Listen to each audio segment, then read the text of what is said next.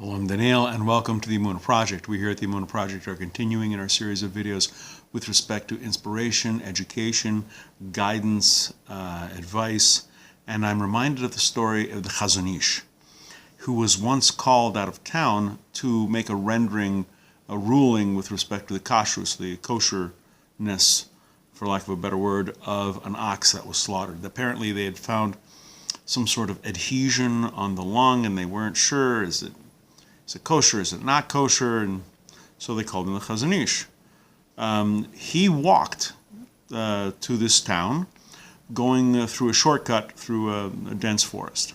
He gets there, he makes his ruling, renders his decision, and he's prepared to leave home. The butcher, who was the owner of the ox in question, offered to hire a wagon, a driver, to take him home. The Chazon Ish refused. The butcher insisted, no, please, accept a ride.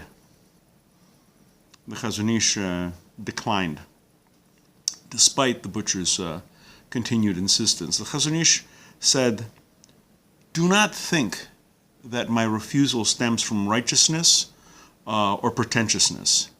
Rather, it is in keeping with the tradition set before us by our ancestors. And he explained, we find that Shmuel Navi, Samuel the prophet, declares, whose ox have I taken?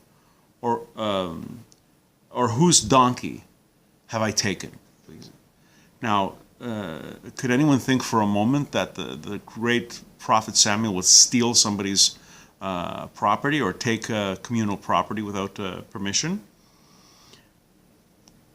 Samuel the prophet was indicating that he never made use of anyone's property, even communal property, even when it was apparently permissible.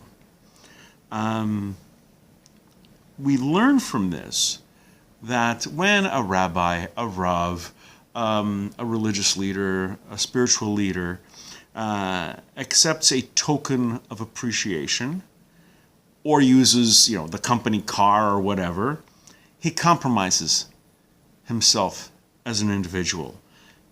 And in his role as a leadership, he seems less impartial.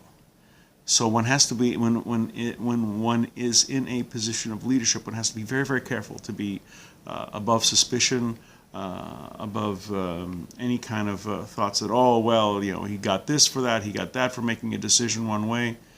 One has to be very, very scrupulous. We're going to be doing more videos along these lines. Please come back, please watch, please learn. And until next time, on behalf of the Emunah Project, I'm Daniel, and thank you so much.